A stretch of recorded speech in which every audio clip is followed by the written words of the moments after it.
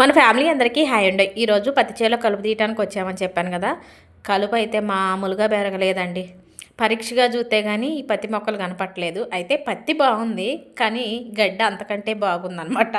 అంత ఎక్కువగా ఉంది. ఈ సంవత్సరం మా చుట్టుపక్కల ఎక్కువగా నాట్లు వేయకోకుండా వరి కరేతలు చల్లారండి.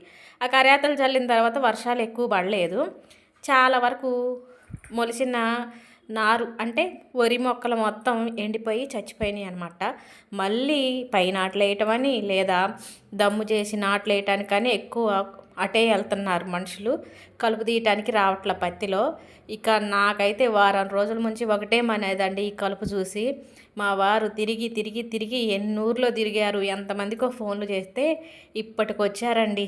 వీళ్ళు మా దగ్గర కాదు, మాకు సత్తుపల్లికి కొంచెం దగ్గర. ఆ సత్తుపల్లి అవతల నుంచి వచ్చారండి కలుపు తీయటానికి. సర్లేండి, కొద్దిగా ఆలస్యం అయినా ముఠా దొరికారు, అంతే చాలు అనుకున్నా. నేనైతే సంతోషపడ్డా. ఒక 2 రోజులు తీస్తే కలుపు అయిపోద్ది. అయితే పాలకి నీళ్ళు తోడన్నట్టు వాళ్ళతో పాటు నేను కూడా కలుపు తీస్తున్నానండి. గడ్డి అయితే మామూలుగా లేదు. ఇప్పుడు ఈ తీయటం ఏం పెద్ద కష్టం అనిపించలేదు, కానీ అందరూ కలుపు తీస్తున్నారు కదా, అక్కడ ఎవరికి వాళ్ళు అంటే ఇద్దరి మధ్యలో ఒక కుప్పేస్తారు చెత్త అంతా.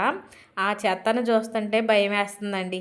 ఆ చెత్త అంతా రేపు ఎత్తేయాలంటే మాకు ఉంటుంది, అసలు మామూలుగా ఉండదు. నాకు దానికే భయం వేస్తుంది. సరేలేండి, కష్టమో నష్టమో మన పని మనం చేసుకోకపోతే ఎవరు చేసుకుంటాంలేండి. కానీ మీరు మాత్రం వీడియో నచ్చితే ఒక లైక్ కొట్టి వెళ్ళండి అబ్బా.